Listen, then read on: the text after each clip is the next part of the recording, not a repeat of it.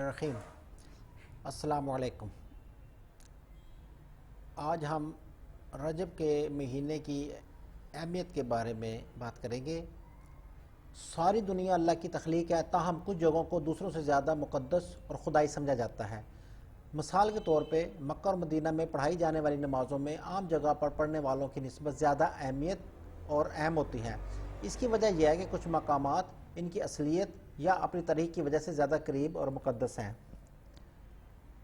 माह रजब इसी तरह कुछ महीने दूसरे महीनों के मुकाबले में ज़्यादा अहम और अहमियत रखते हैं। मिसाल के तौर पे रजब को ज़्यादा मुक़द्दस समझा जाता है। वजूहात है, जब रजब की पहली रात चाँद नज़र आता है तो ये इंतहाई मुक़द्दस रातों में शामिल है। इस रात के दौरान अल्लाह ताला अपने बंदों की दुआएं कबूल करता है।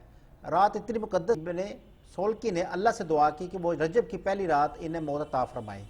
किताबुल बरक़ात के मुताबिक जो शख्स चाँद नज़र आने के बाद पहली जुमेरात के रोज़ रोज़ा रखेगा वो इनाम में बतौर 2 जन्नत में जगह पाएगा। नबी करीम सल्लल्लाहु अलैहि वसल्लम के नज़दीक जो शख्स माह रजब के दौरान एक रोज़ा रखे इसे इसी तरह का सवाब मिलेगा अगर किसी शख्स ने 40 साल तक रोज़ा रखा हो। इसके अलावा पैगम्बर अकरम सल्लल्लाहु अलैहि वसल्लम फरमाते हैं कि जन्नत में रजब नामी एक नहर है, इसका पानी दूध से ज़्यादा सफ़ेद, बर्फ़ से ज़्यादा ठंडा और शहद से ज़्यादा मीठा है। जिसने रजब में एक भी रोज़ा रखा वो इसका पानी पीने का हकदार होगा। रजब का महीना इतना मुक़द्दस है कि रसूल पाक सल्लल्लाहु अलैहि वसल्लम ने फरमाया, अगर कोई मुसलमान मर्द या औरत एक दिन का रोज़ा रखे और सारी रात रजब के महीने में अल्लाह की इबादत में गुजारे तो अल्लाह इसमें 1 साल की इबादत लिखेगा। हुज़ूर पाक सल्लल्लाहु अलैहि वसल्लम ने फरमाया, उन लोगों के लिए जो माह रजब के दौरान बीमार हैं और रोज़ा नहीं रख सकते, माह रजब के पहले 15वें और आखिरी दिन रोज़ा रखने की सिफारिश की है।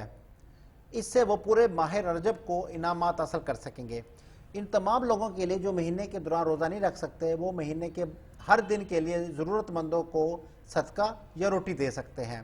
इससे ज़ाहिर होता है कि रजब एक मुक़द्दस महीना है जो सारे इनामात पेश करता है। बहैसियत मुसलमान इस महीने की बरक़ात से फ़ायदा उठाना बेहतर है।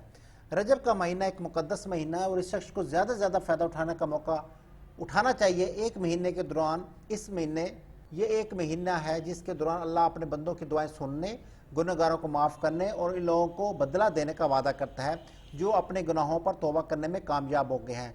इस महीने के दौरान अल्लाह किसी भी इल्तिजा को भी मुस्तरद नहीं करता है।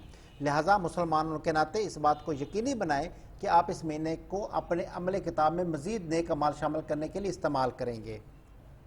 इस